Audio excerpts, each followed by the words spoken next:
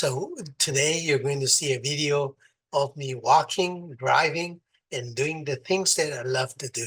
And I'm repeating this every day to help me recover in the past, and is helping me recover even better. I am Wung Valui, Dr. Wung Valui, but I am not a medical doctor. I am your soul doctor, your spiritual doctor.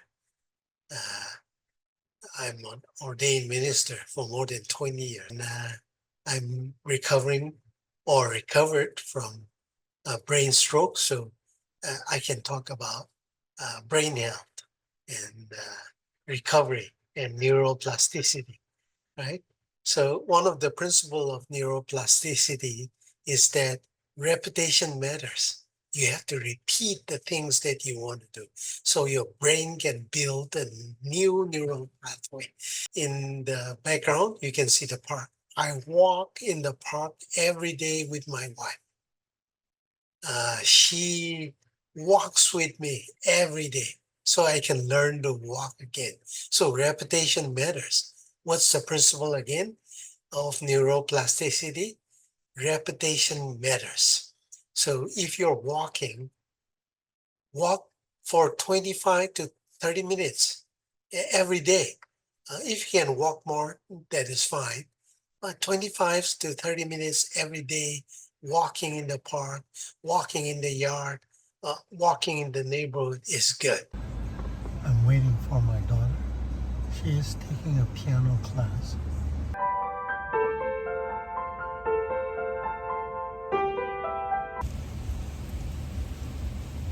Guys, I am taping my dad driving.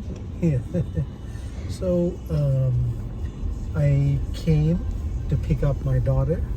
She's in the piano class. And I'm going to share with you my recovery journey. So it's not going to be a professional video, but it's going to be like this. Real, simple. I'm also doing the editing because I want to learn how to do things on my own and rebuild my brain health, rewire my brain. Because the more new things I do, it creates a new neural path, okay? So I can become better. And I will talk to you about this neuroplasticity, the neural path that you can keep growing even when you're old.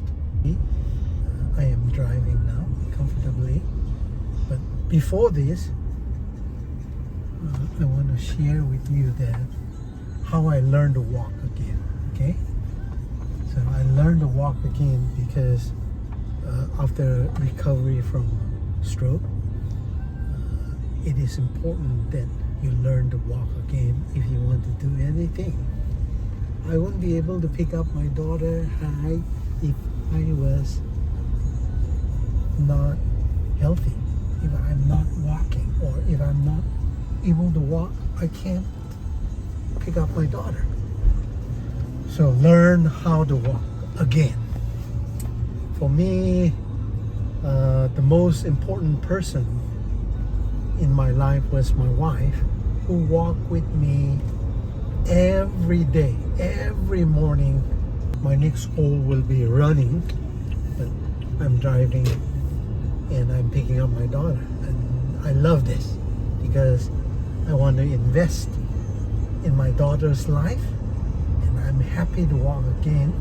But I thank my wife. I walk here every day with my wife. This is Central Park, and so I lean on her and walk with her morning, every morning. See, we hold hands like this and we walk. All right. So this is our healthy place and healthy space. It's beautiful. I am alive here. I am alive. Do you know why I am alive here? I had a stroke. If you are new, I had a stroke, and this is my 90 days. Day before yesterday was my 90 days. I could have died when I had the stroke.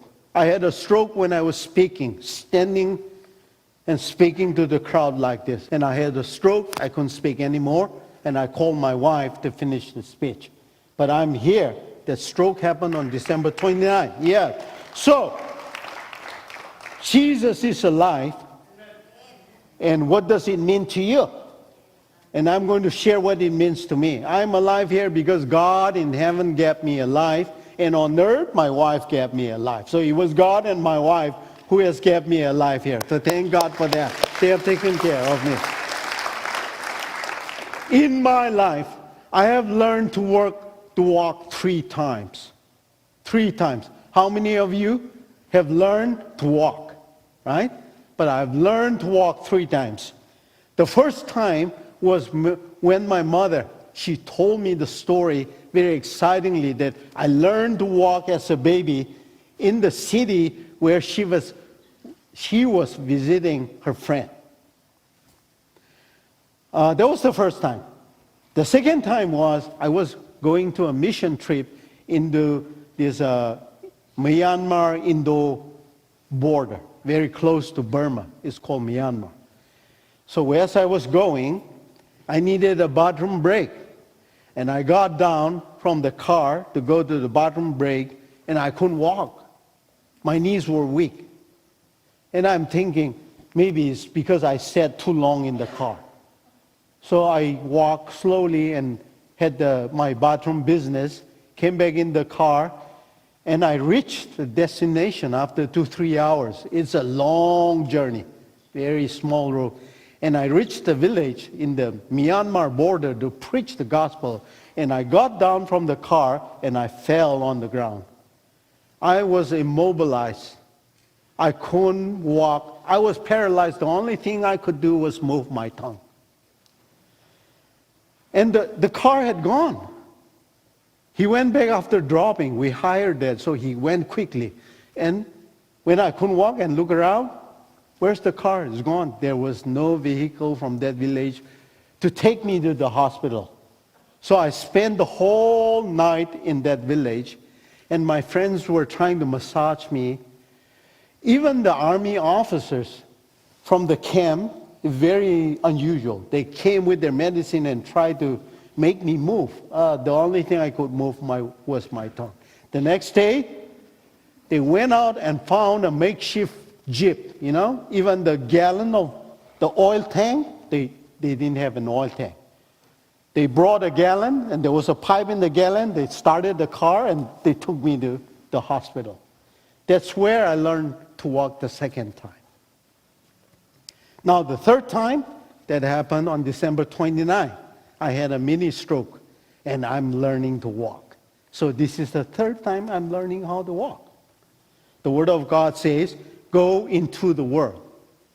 Before you go into the world, it is essential that you learn how to walk. You have to learn how to walk before you go into the world. I'm recording this to give hope to someone or maybe save a life. And if you're going through a difficult time, challenging time, and you're thinking there is no hope, I want you to know that there is hope. Yeah, be encouraged. Keep going. And you know someone who is not well, who is recovering at home or in the hospital, you may want to share this to your friends so you can motivate them, keep them encouraged. It may keep them going. So the purpose of this video is to give hope to you or to save somebody. And if you know a friend that needs this message, share it to them, and they will find hope as they listen at home or in the hospital.